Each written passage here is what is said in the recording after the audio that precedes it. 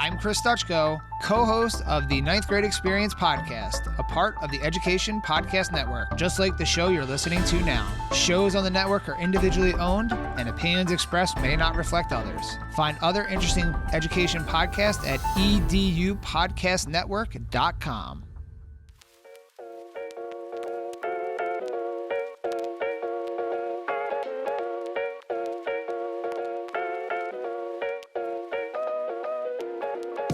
It's the High Tech Podcast. You're joined by myself, Josh Schwartz. I'm one of the hosts. If you didn't know that yet, you're probably new, and there's a lot of back history that you can learn later.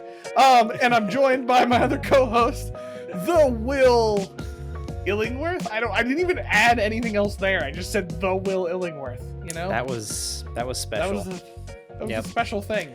Hi, folks. My name's Will. I'm the Illingworth. Yeah. As you'll learn on the High Tech Podcast, or you've already learned, Will and I are not really good at intros. In the 2 years we've been doing the High Tech Podcast, I don't think we've ever really had a solid intro down. You know, yeah. For a while we asked for pictures of animals. True. There was intro questions. I'm thinking. Some people say the same thing every time. Some people have a similar thing they do every time.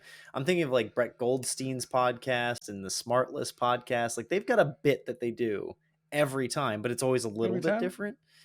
I don't know, dude. I don't know. Maybe we need a bit. Need a bit. A drill bit? Like a bit that we put in a drill and then would that be our bit? Our bit is just it's us holding drill bits. And it's just it's the lamest pun in history. Here's our bit. Here's our bit. The high tech podcast goes low tech with a drill bit. Yeah. For our bit. No, I'm done with that. It's a working idea. I don't know. I love it. I don't know. I'm trying to think. Maybe our new thing should be we find a random musical instrument. Okay. And we try to do a High Tech Podcast song. Yep. Intro song, Keep talking. I'm listening. I'm just saying, no. Hard veto. You can get a didgeridoo. I don't remember what that is, but I think it's fun. And that's that big long one from down under, and it's a big thing, and you Is that what Is that what it is? Okay. Yeah. I don't remember. Anyway, thank you for bearing with us, listeners, as we continue to think what it looks like to harness an intro in the High Tech Podcast.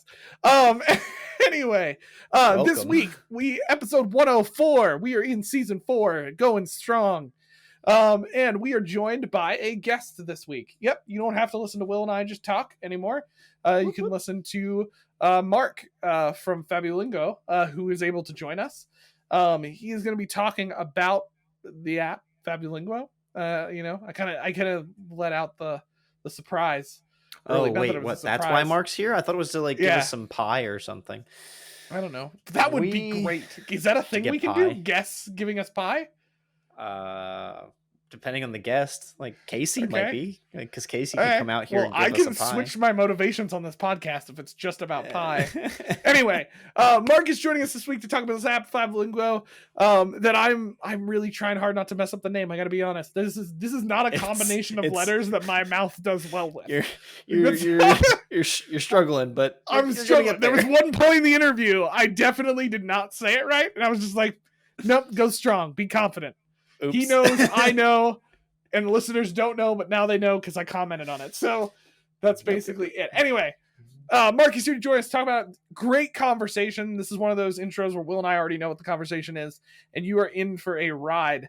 It's not that we didn't expect it to be a great conversation. It's just, it was one of those conversations where, honestly, half our questions, we just bailed on them because we were going down some great discussion. A lot of incredible theory, background and experience behind this app from Mark and his wife and just their experiences.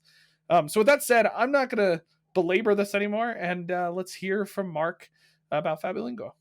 Well, this is just how we do things in the High Tech Podcast. I'm very excited to have with us a guest this evening who I did not remember to ask how to pronounce his last name. Mark, Mark has Begert. joined us from FabuLingua. If you wouldn't mind, Mark, please introduce yourself so I don't mess anything up. Yeah, sure, of course. My name is Mark Begert. I am the CEO and co-founder of FabuLingua. That's awesome. Thank you for joining us, to have Mark. you. We're very excited to have you join the high-tech podcast. You would think our name would be easy after all these years, Will, but I guess we're been a long doing day. some rebranding. We're now kind of all over the place. The high-tech podcast. Yeah. We have high-tech hijinks in the same process. So yeah, we've been doing our usual pre-talk stuff. We've had a good conversation already. Very excited to put this on tape, recording for listeners. Nobody uses tape anymore.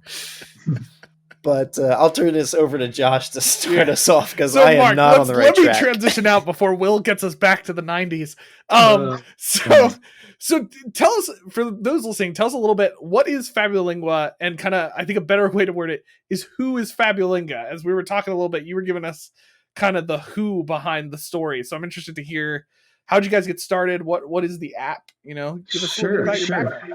Yeah, sure. So FabuLingua teaches second languages to young children. So we are a fun mobile game that is paired with an easy-to-use teacher platform that makes it sort of fun and easy for kids to learn second languages through a patented method we developed based on sort of the breakthrough second language acquisition science known as comprehensible input. So from a kid's perspective, they're playing a mobile game. Think Pokemon for language learning. From the teacher's perspective, right? Think of the ability to introduce sort of a fun, engaging game in class that is aligned with sort of introductory Spanish curriculum, keeps the kids engaged. Teachers can roster their class. They can create assignments. They can track progress all at their fingertips. They can send FabuLingua home for independent learning. And our pedagogy, I said, is based on comprehensible input. And what we do is we're sort of story-based learning. So imagine that stories are the vehicle for our language learning method. And when I mentioned earlier that we're based on the second language acquisition science of comprehensible input, that's an important piece to our story. So while it looks like a mobile game on the outside, there's a lot of science underneath the hood, so to speak. And the second language acquisition science comprehensible input is essentially, comprehensible input is language input that is made comprehensible to the learner. So in our case, our stories are narrated in the target language, and we weave in a translation on a phrase-by-phrase basis to make that text and narration comprehensible to the child. And that puts them at ease. They can understand the story. They can use the context of the images. They can interact with the technology. And the learning is very intuitive, immersive, and we call it sort of invisible, really. Yeah. Well, I mentioned that I have a background in language. This was very exciting for me to see this app in action and see what you guys are doing.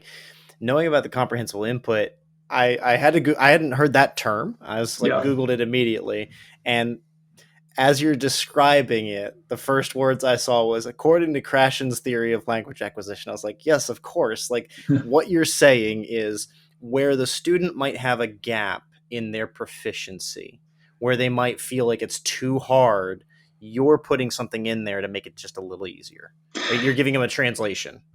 Yeah, well, yes. And so, I think let's take a step back first. Traditional language learning has been, a function of sort of rote memorization, lesson-based learning. That's really teaching to a test. And it's not effective when it comes to sort of the opportunity to sort of produce and interact with that language, which is why we have, a country where only 1% of adults who studied a foreign language when they're in middle school or high school are proficient in that language. So it's been taught. The traditional method is failed effectively. It's broken.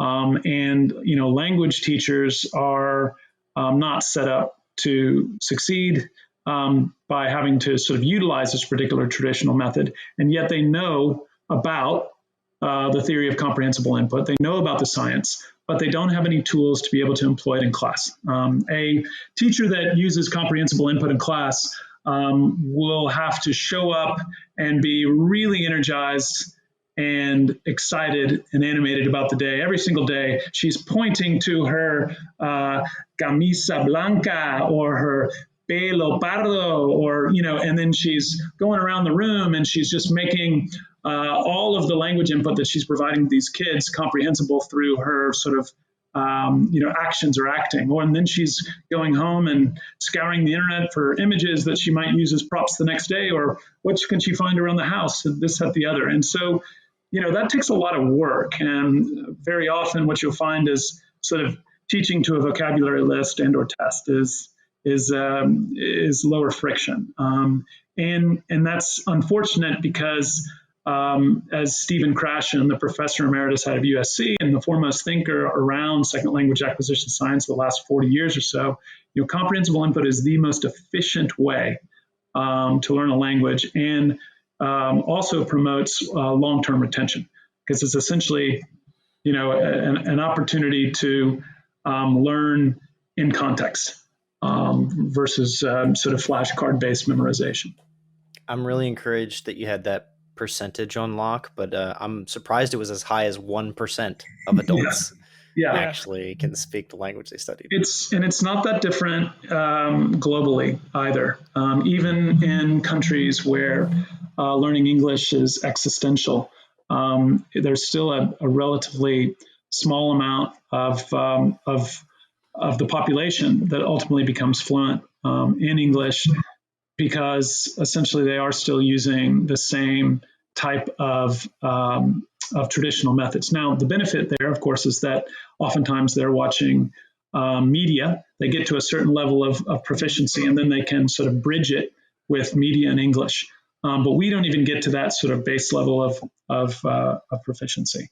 So yeah, we're sort of I'd say we're breaking with the traditional approach. We are trying to scale up the science by using sort of our own digital platform, which scales on iOS and Android, that can be repurposed to teach multiple different languages, where you take the target language on one side of the matrix, and you take your own native language, and you can essentially use our same stories, our same game design, our same assets, and scale up the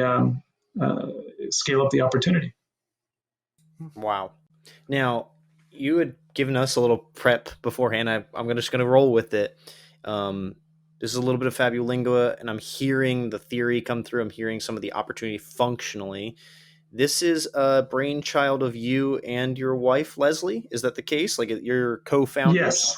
Yes. I can't take credit for being one of the brain children. There was a brainchild, and it is my co-founder, Leslie. She has a really interesting background that is ideally suited to sort of her building this particular product. So Leslie was, born in Greece, and then at a young age, their family moved outside of Barcelona, Spain, where she was raised in a bilingual household. They were speaking English at home and so Spanish everywhere else. In her early teens, she moved to the UK, where they study actually French as a second language, as we tend to focus on Spanish over here. And quickly became proficient to fluent in that, ultimately, then she went to undergrad and studied psychology, social anthropology, and linguistics at Oxford, and then did a master's at Cambridge. So she's got that academic background. And during her time at both of those institutions, she was a part of these anthropological research groups that would go to remote parts of Latin America and sort of do different types of research projects. And she became the de facto translator for her British research group in those areas. And so she developed a skill set in simultaneous translation, right? So as it's coming in the ear in one language, she's able to sort of speak it out in the other language to her team, and vice versa. So she is undoubtedly equipped to be looking at this sort of issue. And so how this came about, that's her background, pretty interesting, right?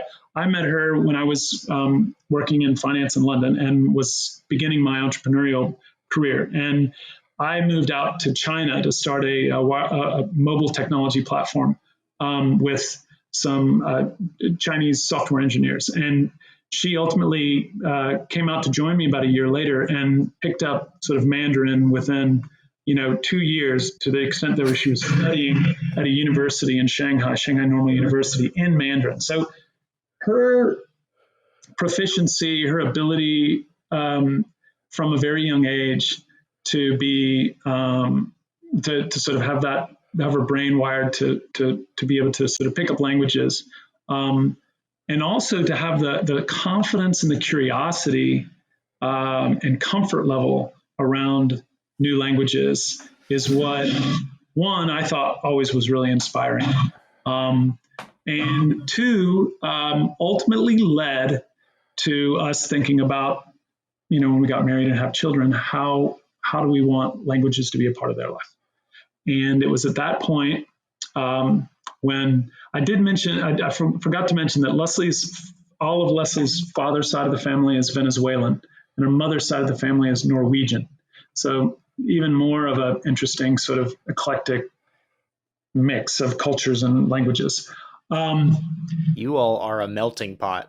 Yeah, totally. I know, totally. It's kind of amazing. And as I sort of recount it now, I'm like, wow, I haven't recounted it in a while. She, when our son was around 2 years old, we had moved here to Austin, Texas. And we certainly had the intention to have him learn Spanish. But as young parents who are sort of basically trying to figure out just how to keep their child breathing, alive, and fed, we sort of dropped the ball at that point and hadn't done as much as we'd liked. And at one point, Leslie took our son, Gus, down to Caracas to see her cousins and her grandparent, things like that. And one of her cousins pulled her aside and said, what are you doing? Your son doesn't speak Spanish or can't understand this. You're depriving him of this incredible gift that you have. And Leslie immediately sort of recognized it and said, okay, I've been dropping the ball here, and we're going to get on that. And so when she came back, we began the process of determining how we're going to do that. We decided not to speak Spanish at home because that sort of ship had sailed with him. And instead, what we started to do was look for different program solutions. She, in particular, was spearheading this effort. She's got this sort of really research sort of based approach to things. And she could not find anything that she didn't find was sort of a token, sort of flashcard based system that was teaching your colors or your numbers or maybe some fruits in these sort of vocabulary stacks, but wasn't putting a child on a path to proficiency. And so at that point, she determined that, what, my son loves it when I read him children's stories in English, sitting on my lap and turning the pages together. I'm going to go find some Spanish language children's stories, and I'm going to start reading to him. And so she found some beautiful illustrated Spanish language children's stories and began the process of figuring out how to sort of make these stories essentially comprehensible to her son. so that he could follow along and enjoy the story rather than it just be necessarily, gibberish. And it was at that point that she went back to her simultaneous translation days and that muscle and began to read the story. And then with her finger, she'd read a phrase, like el perro se fue. And then she'd whisper, the dog went a la playa, to the beach, y se encontró, and he met un tiburón, a shark. So my son is looking up the Spanish language text. He's seeing her sort of read it along. So there's a literacy component that's being developed. He's seeing the illustrations and the context of the dog and the beach and the shark and things like that. And so he's playfully going along with the story while getting sort of immersed in this language. And that was the seeds to the method that she continued to do and became extremely effective. So I'm ready to sign up myself. Yeah. It's all about sort of, first of all, using a method that is based on some academic and scientific study that is merited as effective. And then it's about engagement. And engagement is very much, about sort of meeting a child where they are. And kids love children's stories. And as we've moved sort of from the 2-year-old to the 4, 5, 6, 7, 8, 9, 10-year-old now, they also love mobile games and they love their tablets and they love so that's when we wrapped this whole pedagogy, story-based pedagogy in a mobile game to make it feel like they were on a journey and that there was a goal and a purpose and they could sort of, measure their progress. And so that's what's just made it really fun and engaging. I love what this is doing. I love that like where you're leading it to, because it jives with everything. And like your wife's my hero. Like I love language. I love language learners. I love polyglots, the whole concept of how this works. But like you're saying about engagement a second ago, motivation has been my research interest my entire academic career. And motivation is the nexus or the seed of engagement. Like they're two sides of the same coin, I see. Because like you're saying, if I can motivate this person to play the game, well, then they'll want to do it. They're engaged. They won't realize they've learned something. And that's what I found is one of those miracles of teaching and learning. When you've got someone who's motivated, it's almost like you don't even have to try. And I would add that sort of, to me, the perfect harmony between game design and learning would be the idea that you're enjoying the game and are engaged, but yet there's some feedback mechanism that lets you know that you're also learning something. So there's a source of pride and intrinsic motivation around the fact that you're achieving in a way that isn't just about sort of badges and stars, but there's a sort of a knowledge that you're also actually learning a language. And so we try to sort of find that balance between intrinsic and extrinsic motivation. Oftentimes, it may not necessarily come from the game experience, but it would come from, for example, we got we got this amazing email from a customer today who's in Germany, and she's living there as an expat, and she's got Hispanic heritage, and she's always, wanted her kids to continue to sort of learn Spanish, but it's been hard over there in Germany. And she said, since when using your app, my son, who, understands what I say, but would never really sort of speak out loud or produce language, has started to speak and respond to me in Spanish as well. So that kind of feedback mechanism from probably his mom saying, oh my, being so proud, or seeing that is also a source of sort of, I think, intrinsic motivation around what we're building. I just want to add a comment too. That you've won Will over with the language, and you've won me over with the real motivation components. Because we talk about this on the podcast all the time, and talk about, like, we did a whole series on gamified learning for a little while. Will and I came to, like, a conclusion. Like, we were talking about it. Like, Will and I play games. Like, so we see it, and one of the negatives, and sometimes I think a bad rap that sometimes gamified learning can get, is because I think people have tried to do that, where they drop, like, badges and awards on top of things, trying to build a fake sense of motivation that just doesn't work. Like, people see through that. They don't really care about the star after a while. Maybe the first couple times it's cool, but actually showing them and getting that confidence to feel like they're learning a language, that'll win people over way more. Because you start to see you're learning something, you're changing, you're seeing that, and whether even the kid was super excited about learning languages to start or not, that growth motivates people in really cool ways. Yeah. So I've got a couple of things to say to that. Sort of, one, we distinguish between gamification and game design. So game design is Zelda. Gamification is Duolingo. Duolingo teaches, is lesson-based learning with badges and things like that. World of Warcraft, Fortnite, there's sort of game design going in there. You're a character, you're immersed, it's narrative-based. You're a traveler, it's fantastical, it's different. That's game design. Animal Crossing, I think, is game design. Gamification, I think you're right. It can really be well done, or it can be cheap. Now, I think adults, tend to be more achievement oriented. So for somebody like Duolingo, it's genius the way that they've approached gamification, because we like that feedback mechanism. We like sort of shorter hits of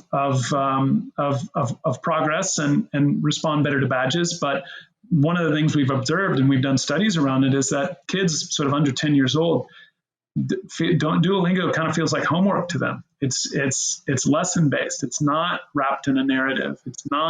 It's sort of a kind of progress things that they see in other curriculum that happens. It's just another grade. Yeah. It feels a little bit like homework. So that's one thing. The other thing I was going to say is that totally agree that this, like, feedback mechanism is important for the confidence side of things. This idea of building an intrinsic motivation to learn. One of the ways in which we do that is that our story-based learning, right? We have our patent is around this. It's a utility patent around sort of a method that we call magical translation. And that's kind of what I described below, which is this idea of weaving in the translation to the foreign language text. And so each story that you encounter on your journey, you go from sort of location to location, and then within each location, there's several different stories, and you have to do a few of these stories to get to to unlock the next location, while you're earning keys to open chests and getting your rewards and card battle and all that kind of fun stuff. But each of these stories is not just the narrator presenting to you in magical translations. There's 4 different ways in which you have to repeat a story. So do a story. And so we kind of are trying to incentivize repetition as well. And the first way you do it is through that magical translations. The second way is what we call copycat. And this is when you copycat the narrator. And so you're not under any pressure to produce extemporaneously, the foreign language, but you're asked to essentially mimic the native language narrator, which helps sort of build those muscles and that idea and that ear around speaking that foreign language. And so when you do that, and then the kids play it back, they can hear themselves speaking this language. And that's another way where you start to create this intrinsic motivation. It's like, wow, I'm actually saying these words. I'm reading this story. We have a third method that it's literacy based. You grab a word and you do them. And the fourth method, you become the narrator. So there's no more copycatting. You are reading kind of as following the bouncing ball. And then you have a recording at the end where you hear the entire story in your own pronunciation. So I think that those are like little things to do to create that source of pride and that intrinsic motivation. One of my first lessons in teaching English as a second language was you grade what you assign, right? That was like one of those first lessons, because that was being paired with the fact that one of the best ways to teach someone pronunciation and fluency is to record them, let them hear themselves, let them hear themselves against the target, right?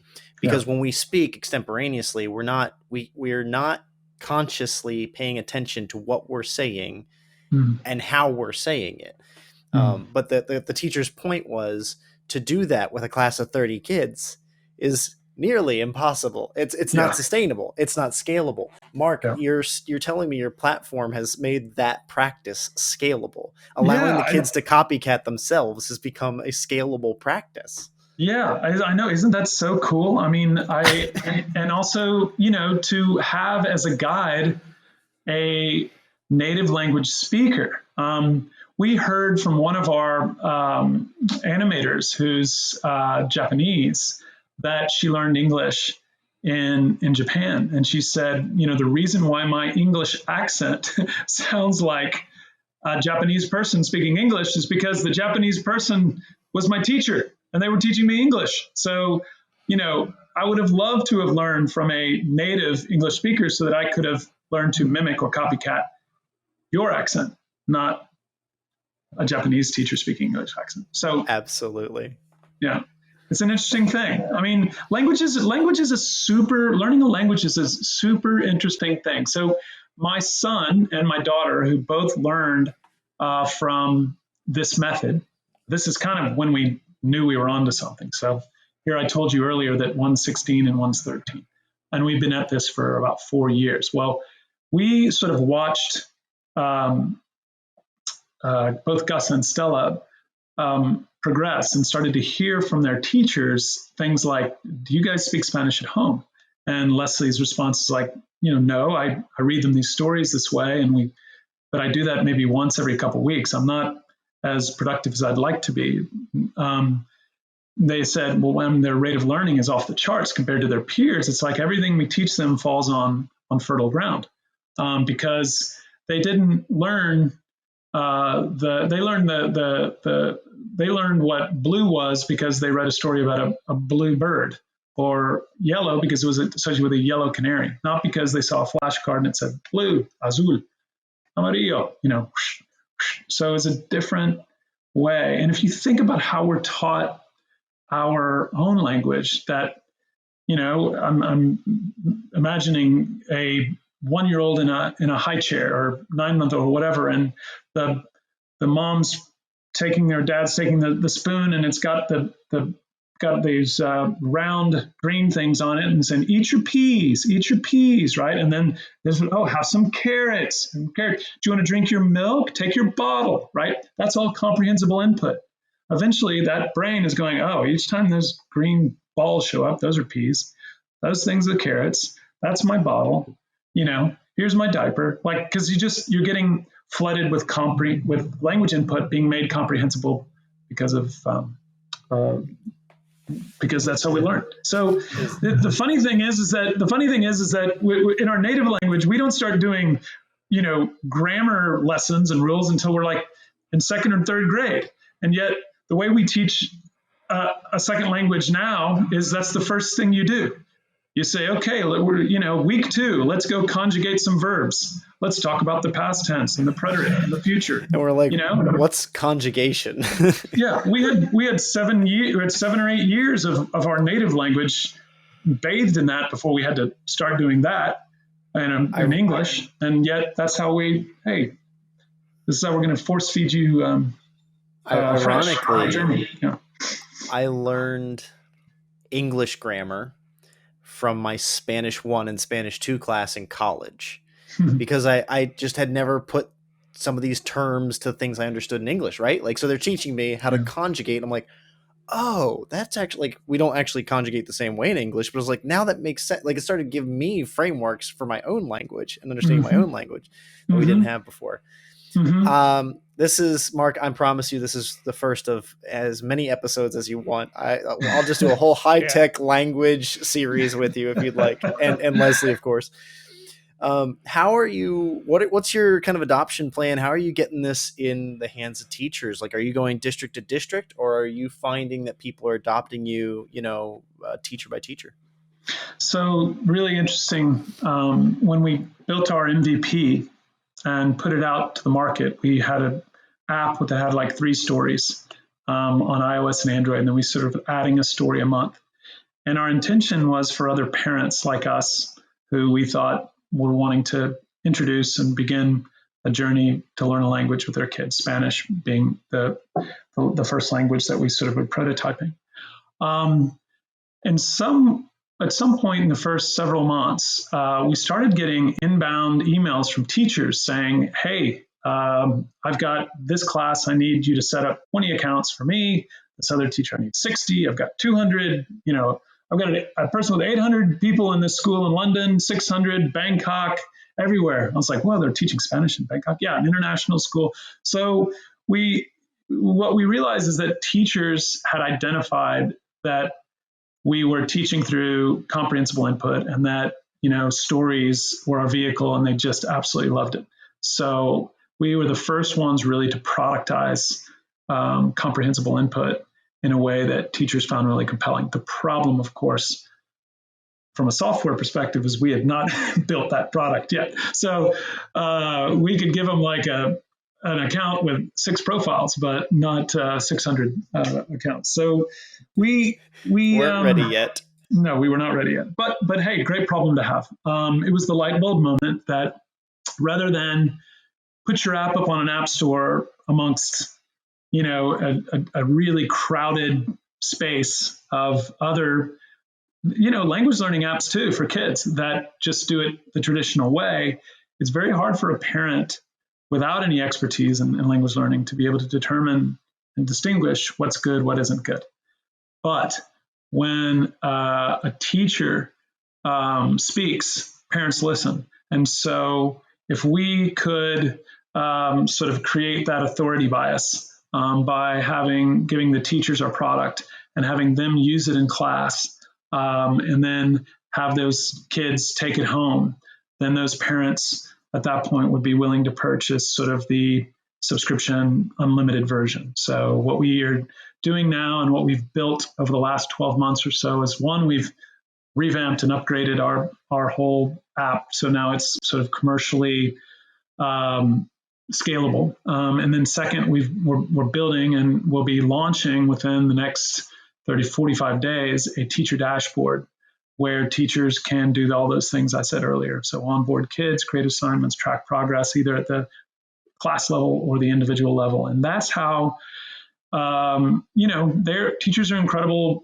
ambassadors. And if they're championing FabuLingua, then we feel really excited that we can begin to create some real momentum around language learning at a younger age versus the default of waiting till they're sort of in middle school or high school before we start to introduce a language. That is super cool. Like, I love the teacher dashboard component now of what you're trying to add in, and just that story of it, like showing the desire for it, quickly jumping in. And I think there's a reason for that. Like, Mark, when we have interviews, we always have these moments, but you can tell when Will and I are making connections about a bunch of different theories and things that we have, because you're just like checking off boxes for me, like left and right, of just like game design and like just learning theory being captured in here and the way people are picking up. So I think there's a reason people are seeing this growth quickly out of this. It's I'm with Will on this. I wish the app existed when I was younger so I could actually retain that Spanish class that I was not paying attention to in high school. And I'm loving it. Now I'm curious. You already talked about kind of a fun update, which is this teacher dashboard, but I'm curious. This is the thing Will and I weren't sure about when we were first looking at it. So right now, is Spanish the only language you guys support as far as like learning? Is there any goal of maybe expanding that, or? Absolutely. Yeah, absolutely. We have intentionally built our software stack, architected our whole product so that it can be sort of efficiently repurposed to teach other language. So, more or less the same story, same game design, same game assets, same game loop. But the next language that we'll be teaching or product we'll be launching will be sort of flipping the script, teaching English to Spanish speakers. And frankly, English will now lead every product rollout in every market. So then after that, it will be sort of English to Spanish speakers in Latin America, then English to Hindi speakers in India, English to Mandarin, English to Japanese speakers. That is really where we see the existential demand, where we can sort of identify and find the largest markets. But we built the product in a sort of very data-driven architecture, and so we can, really efficiently reskin sort of the product to teach these new languages.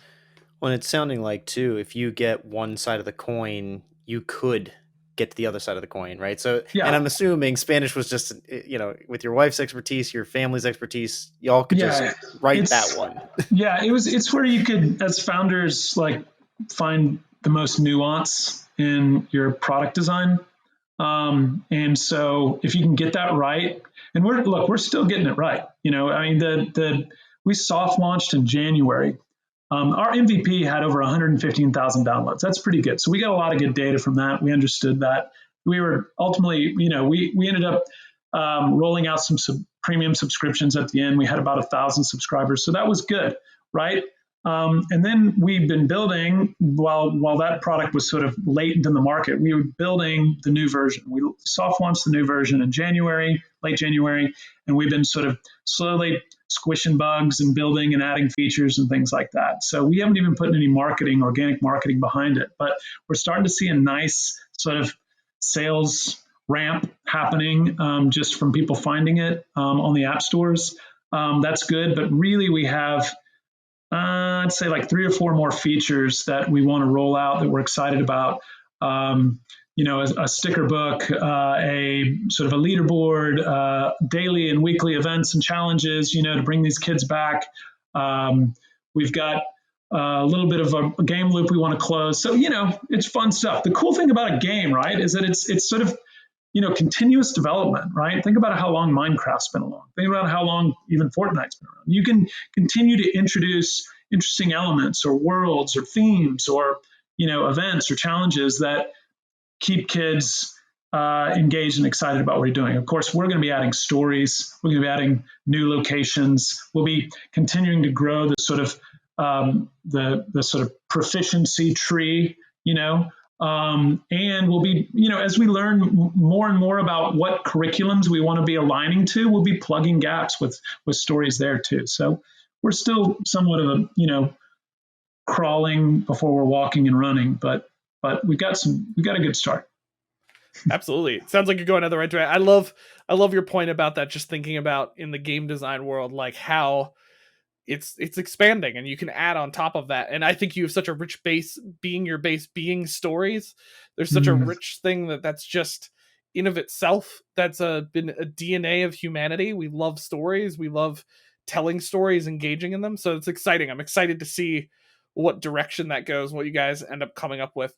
Mark, we could talk about this forever. So I'm going to forcibly cut Will and myself off too.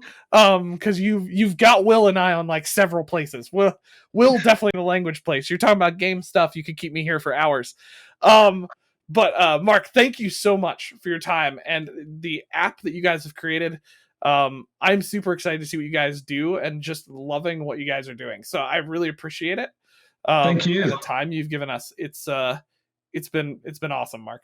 Really my pleasure. I'd love to come back at some point. Thank you for your interest, your encouragement, and your support. Really appreciate it. Thank you. On that, folks, we're going to come back here. Will and I will wrap up and basically just geek out for 15 minutes about everything Mark taught us. And we'll be back here in a second. Okay, so a big thank you to Mark and FabuLingua. We had a great time with them. gonna go right at Josh with that one. You're gonna go right at me introing with the wrong name. It's fine. Everything's fine. It's fine. You need more FabuLingua practice. You need to do some yeah. copycat on their yeah, I guess. name. I mean, we know language is not my strong suit. That's you carrying that torch. And that's what you've got ChatGPT for, right? Yeah, well, I mean, we just offended a whole bunch of people right there. There was like... And those 3 listeners we had are gone. Yeah. You already offended all the people who still do tapes in our interview, by the way, when you're like busted on tapes. I'm just saying, you're outcasting our main listeners, tape listeners, and because we have those listeners who go to like the Blockbuster of Spotify and take out our podcast every week on tape. That's a thing. I'm saying, you know. Could you anyway, imagine? Continue what you were thinking about our real conversation at this moment. Mark, first, again, thank you. Josh and I have had some chance to even debrief and think about this ourselves. Like, we think that there's so much to be said on your platform, of course, about the intentionality and the functionality at second language acquisition, motivation, engagement, like the real just fun and nerdy, geeky stuff about it. But as I think through all of those topics I just referenced, like those are things this podcast is about. We have spent time thinking that through time and time again, whether it's about math learning, math acquisition, language learning, language acquisition. If we're talking about, community of inquiry, right? Like probably a dozen episodes ago, but like that whole theory is about how we work together to do acquisition of learning and how we create a community that supports that. You're just like, it just ties into everything this podcast is about. And it's really awesome when, Josh and I take a shot. Josh and I take a chance with a lot of these interviews. We never have met. I think we knew one person, Sean Adams at IORAD. Like we had talked to him before we had him on the podcast. Yeah. Like Mark, I mean, we know Justin and Robin and a handful. There are a handful of people who have been on the podcast we've interviewed that we know ahead of time. I'm speaking to like the apps, like I'm finding like apps and CEOs and founders and stuff like Don and Mark here and some of the others we've had over time. Like just taking a chance and I'm always so delighted. Hey folks, full disclosure, there is still not a single unreleased episode of the High Tech Podcast. There's never been an episode we've recorded except for that one. Release. What I'm talking about. No, I'm just joking. I want people to think there's like one dark episode somewhere. The High Tech Podcast. Somebody died. Yeah. No. It was where we were positive about Turn It In for like 5 seconds, and we never released that episode. Oh, we can't put that out. No, we can't put that out. Yeah, no. So like back to Mark and his app and just the conversation. Yeah, like what gets me excited about it is there's the language side and like the theory behind it, which clearly if you're watching the episode, Will and him were nerding out about much more than I was, because I was like, yeah, like it sounds like it works. Cool, guys. Yeah, like that awkward guy who's like, I kind of know what you're talking about. Like that was the Is vibe the I awkward had. guy Mickey? Maybe I can't speak like him. We'll get sued. Disney will find us. So like, yeah, there's that component. But what I also love is like there's this deep integration of like learning theory and game design in many ways, right? Like this, creating an experience students can get into, at the same time building in, like games do, this progression and feeling of growth, right? And it's not even just a fake progression and feeling of growth. It's real growth. It's language acquisition. It's growing in your understanding of the language. They've built it in a way that helps students do that, but then also feel the confidence of it. Like when he's talking about the levels and how they follow along with the narration and eventually become the narrator themselves.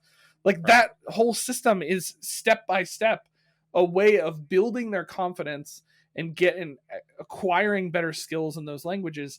And then you combine that with the fact, I love what he's talking about, how he's sharing the story about his kids and how they're being noticed as, quickly acquiring the language faster than other students, because when they learned blue, they learned a blue bird and not just a blue circle.